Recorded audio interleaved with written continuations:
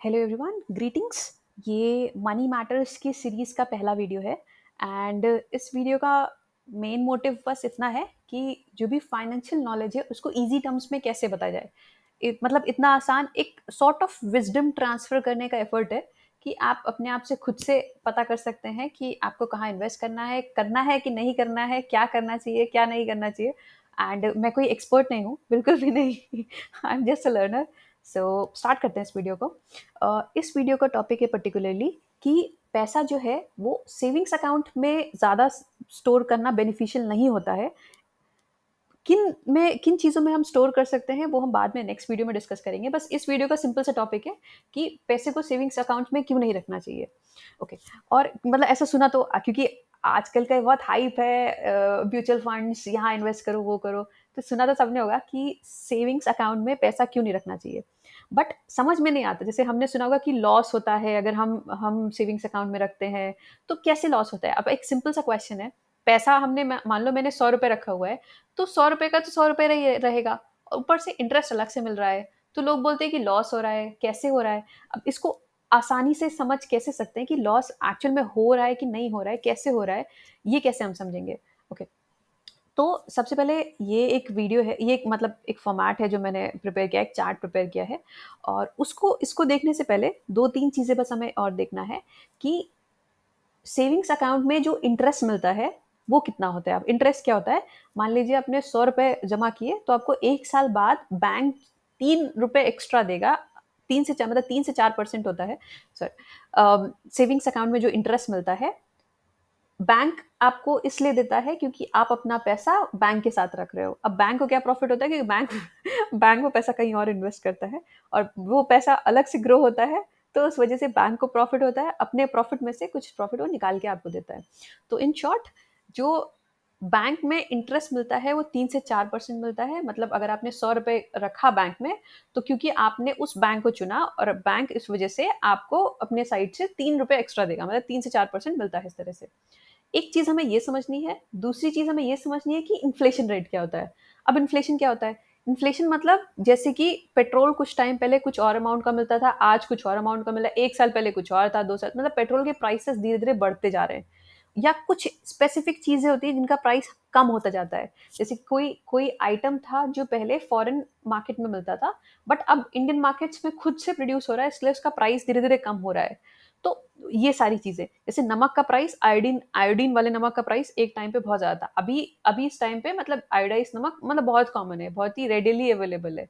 या कुछ गवर्नमेंट की स्कीम्स जिसमें गवर्नमेंट इन्वेस्ट करती है और खुद से लोकली प्रोड्यूस करवाती है या करवाती है, जिस वजह से प्राइस कम होता है। तो इन्फ्लेशन का मतलब क्या होता है कि प्राइस पहले क्या था और अभी क्या है। जो इन्फ्लेशन रेट इंडिया का है वो है 6 से 7%। हम इंडिया के हिसाब से लेके चल रहे हैं। मतलब हर जो जो सामान, मतलब इन्फ्लेशन रेट को अगर सिंपल से समझे, अगर आज एक सामान आपको 100 रुपए का मिल रहा है, तो 1 साल बाद वही सामान 106 या 107 का मिलने वाला है। अब ये समझते हैं। अब मतलब वापस अपने टॉपिक पे आते हैं कि कैसे हमारे मतलब जो जो भी पैसा हम रखते हैं सेविंग्स अकाउंट में रखने का क्या लॉस है। ओके। जैसे सेविंग्स अकाउंट में हम इसको एप्पल्स को लेके चलते हैं। जैसे मान लो पुराने ज़माने में होता था ना कि कुछ पुराने ज़माने कुछ थोड़ा अगर पीछे जाएँगे हम, कि हमने अगर मान लो कुछ पैसा नहीं सॉरी मतलब हम किसी चीज़ को एक्सचेंज कर सकते थे। जैसे गाय हम एक्सचेंज करते, गाय के बदले में हमें एक ज़मीन मिल गई या हमें इतना बोरी अनाज मिल गया, तो उस ज़माने में हम जाते हैं जहाँ पे चीज़ों को एक्सचेंज एक्सचेंज सिस्टम था। ये कॉइन सिस्टम और पैसे वाला सिस्टम बहुत बाद में आया, बट पहले यही चलता था। इसको निशिका बोलते थे, मतलब ओके। मतलब इन चीज़ों को हम एक्सचेंज करके कुछ ले लेते थे बदले में। राइट? आपने पुरानी मूवीज़ में भी देखा होगा कि माँ के कंगन रख दिए और गिरवी और उसके बदले में पैसा मिल गया, इस तरह से सॉर्ट ऑफ दिस। तो मतलब मान के चलते हैं हमारे पास 100 एप्पल्स थे, 100 सेब थे। इजी और आसान भाषा में हमारे पास 100 सेब थे और उसके बदले में हम 2024 जो अभी चल रहा है उसके बदले में हमें एक बोरी अनाज मिल जाता था 2 केजी का। ठीक है, ये आज का रेट है, मतलब जस्ट फॉर एन एग्जाम्पल। या फिर हम एक इमेजिनरी सिचुएशन लेके चलते हैं जहाँ पे मुझे, मेरा नाम खुशी है, तो मुझे फॉर एग्जाम्पल मैंने 100 सेब रखे और उसके बदले में मुझे 2 केजी अनाज मिल जाएगा। राइट? अब मैंने क्या किया, मैंने सोचा मैं बहुत स्मार्ट हूँ।